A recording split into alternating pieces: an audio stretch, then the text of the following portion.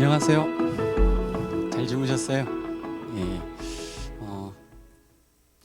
마음이라는 내용을 가지고 오늘 이제 명상의 내용이 쭉 흘러나왔습니다.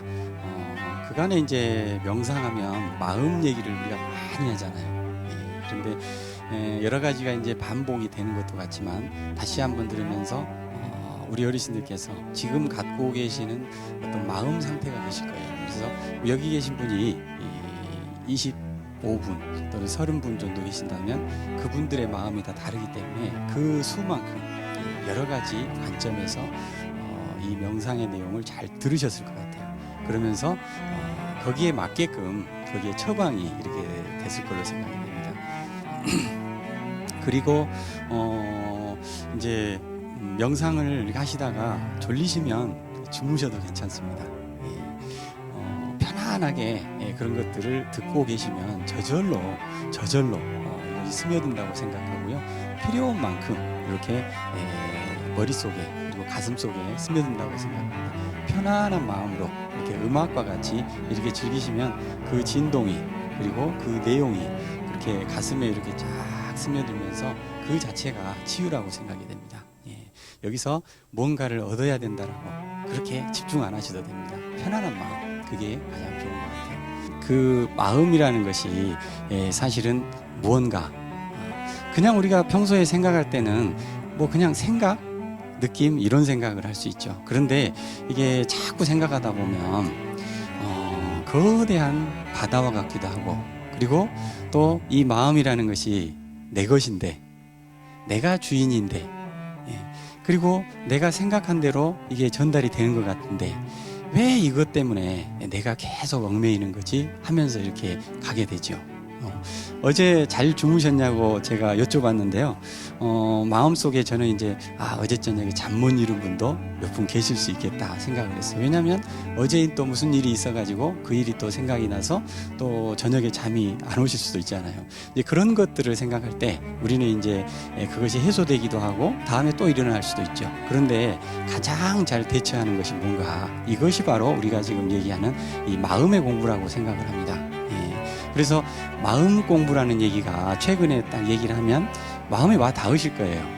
근데 사실 제가 학교 다니는 학창 시절까지만 해도 마음이라는 얘기를 별로 안 했어요. 그때는 마음 하게 되면 그냥 느낌, 마음, 그리고 가슴 뭐 이런 감정적인 내용만 했거든요. 근데 지금은 삶 속에 이 마음이라는 내용이 많이 이렇게 자리 잡고 그런 얘기만 하더라도 하나의 분야로서 이렇게 자리 잡을 정도로 그 마음의 공부 이런 분야가 많이 이렇게 관심을 갖는 것 같아요. 그래서 중요하고요. 그래서 우리는 이 마음이라는 것을 생각하게 될 때 어떨 때 생각이 날까요? 우리는 편안할 때는 이 마음이 별로 중요치가 않습니다. 어떨 때 생각이 나요? 화가 날 때, 분노가 날 때, 이렇게 막 끌어오를 때, 주체하지 못할 때, 그럴 때 이제 괴롭잖아요. 그럴 때 억누른 이런 것들의 감정이 이제 쌓여 있을 때 이 마음이 어떻다, 이 마음을 어떻게 잡지, 이걸 어떻게 가라앉히지 이러면서 우리가 마음이란 얘기를 하거든요. 그래서 우리는 이제 이러한 것들이 있을 때 어떻게 할까? 대체로요 두 가지 부류가 있죠. 어떤 사람은 화를 막 내버리고 쏟아붓죠. 그러고 나서 나는 딱 뒤돌아서서 나는 뒤끝 없는 사람이야 이렇게 얘기하죠. 그러면 이제 반대에 있는 사람은 엄청 이제 그런 거에 대해서 상당히 이제 괘씸하게 또 생각이 들고 그렇죠. 근데 또 반대인 사람은 억누르죠. 참고 이게 이제 미덕이고 참는 게 복이 돌아온다 이렇게 생각하기도 하고 누르죠. 근데 먼저 후자를 말씀드리면 누르면 누를수록 어떠죠? 쌓이고 저녁에 잠 못 자고 만리장성을 쌓죠. 그 사람에 대해서 분노를 만들고 그러면서 다음날 식욕도 없고 이런 방식은 당연히 안 좋겠죠. 그러면 이제 표현하는 방식은 좋을까요? 항상 이제 화를 내버리고 나는 원래 뒤끝 없는 사람이야. 근데 그런 얘기 들으면 이제 반대 사람은 많이 화가 나잖아요. 근데 그것도 또한 옳지 않은 방법이다. 제가 이제 그 설명을 좀 드릴게요. 마음이라는 것은요, 제가 이제 다시 한번 항상 이제 기본적인 내용을 말씀드리지만 좀 다른 방식으로 설명을 하면 우리 어르신들께서 다시 와닿기로 해서 오늘 아침에 제가 명상하면서 떠오른 것은 그거였어요.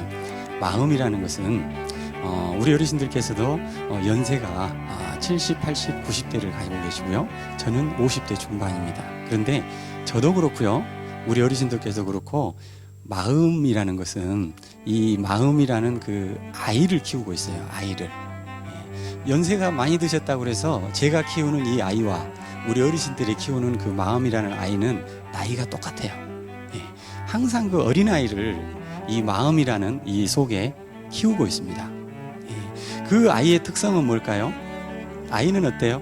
스스로 가서 분유 타오고 또 뭐를 이렇게 밥을 해오고 이러지 못하죠. 단지 엄마가 주는 밥 그리고 엄마가 주는 우유 이런 것들을 주는 대로 먹고 소화할 수밖에 없어요. 그래서 우리는 부모로서 이 제 마음의 아이를 키울 때는 어떻게 해요? 잘 키우고 싶은데 우리가 그렇게 되지 않죠. 습관에 의해서 화나는 말을 하고 또 화를 내고 또 거기에서 이제 분노를 표출하고 그런 것을 했을 경우에 그 아이는 그대로 먹습니다. 그대로 주는 대로 받아 먹죠. 그리고 그러한 것들이 어떻게 되죠? 그 아이는 그대로 마음을 유지하는 거죠. 그래서 다음 순간에요, 똑같은 상황이 오면 똑같은 동일한 반응을 마음이 또 이렇게 일으킵니다. 그러면 우리는 그 마음, 아이의 마음을 그대로 우리는 행동에 옮기게 되죠. 우리는 성숙하고 나이가 드시고 또 많이 이제 성인이 되기 위한 인격적인 것을 추구를 하지만 불쑥불쑥 나오는 그 아이의 습성은 정말로 누구나 갖고 있는 것이죠. 그래서 그러한 것들을 우리는 항상 연습을 해야 된다 하는 것입니다. 그래서 아까 뒤끝 없이 화내는 것이 오히려 이 아이를, 우리의 이 마음의 아이를 이렇게 매번 키우는 데 있어서 옳은 방법은 아니라는 것이죠. 다음에도 또 반복이 되는 것이니까요. 그런 측면에서 우리가 아이를 잘 다스려야 되거든요. 근데 다스리고 싶다고 그래서 그게 안 됩니다. 그래서 그 아이를 잘 키우는 방법 한번 설명해 드릴게요. 뭐냐면 아이를 잘 키우는 방법은 지금 이제 화가 납니다. 근데 그 화들은요 항상 이유가 있어요. 합당한 이유가 있습니다. 근데 그 화나는 순간 어떻게 해야 될까요? 화를 안 내면 되죠. 근데 안 된다는 것입니다. 그랬을 때 화가 날 때는요 그 순간에 이제 화가 났을 때는 사실 감정의 전환이 어려워요. 근데 그 순간에 하면 더 좋고요. 아니더라도 뒤로 와가지고 화가 나 있구나. 이 감정이 올라와 있구나. 스스로 이렇게 질문을 하세요. 왜? 내 내면에 그 아이를 키워야 되기 때문에. 왜? 나를 위해서 내가 편안해져야 되기 때문에 그러는 것입니다. 그래서 그 감정이 올라오는 순간 그리고 그 감정에 대해서 다시 한번 관찰해 보세요. 지금 화가 나 있구나. 거기서부터 한 발 딱 떨어집니다. 그리고 화가 나서 지금 말이 거칠어지고 있구나. 또 한 발이 떨어집니다. 그리고 또 나서 정말로 화가 내가 이렇게 나 있구나 하고 또 느끼면 한 발 더 떨어집니다. 그래서 그 화가 나 있는 그것과 점점 감정선이 분리가 되면서 내 자신이 스스로를 다시 돌아봐지거든요. 그러는 순간이 바로 어떤 순간이죠? 마음의 그 아이가 성장하는 순간입니다. 그렇게 한번 했을 때 다음번에는 그 아이가 그 우유를 먹었기 때문에 다음에는 감정이 점점 분리되면서 내 자신이 화를 내고 있구나 하면서 다음번에 화를 내다가 또 어떻게 되죠? 이전에 내가 화를 내고 있던 걸 나를 본 느낌이 있는 거죠. 그 우유를 먹은 그 아이가 보는 것이죠. 그래서 우리는 내면의 이 마음이라는 아이를 잘 양육하고 키우는 것이 우리의 평생의 과제가 아닌가 저는 좀 생각을 해봤습니다. 그래서 이것이 바로 다른 표현 방식이죠. 제가 화났을 때는 알아차리라. 자기 스스로가 그런 화가 나 있구나 하는 것을 알아차리라. 이것이 바로 우리 내면에 저나 우리 어르신들이나 갖고 있는 마음이라는 이 아이를 잘 키우는 것이 우리 인생을 가장 잘 완성시키는 외형적인 많은 인맥관계 그리고 사회적인 명예 많이 있으시지만 중요한 것은 이제 그것을 이제 완성시키는 그 삶들을 우리 어르신들께서 갖고 계시다고 생각해요. 여기서 하루하루를 그렇게 채워나가셨으면 좋겠습니다.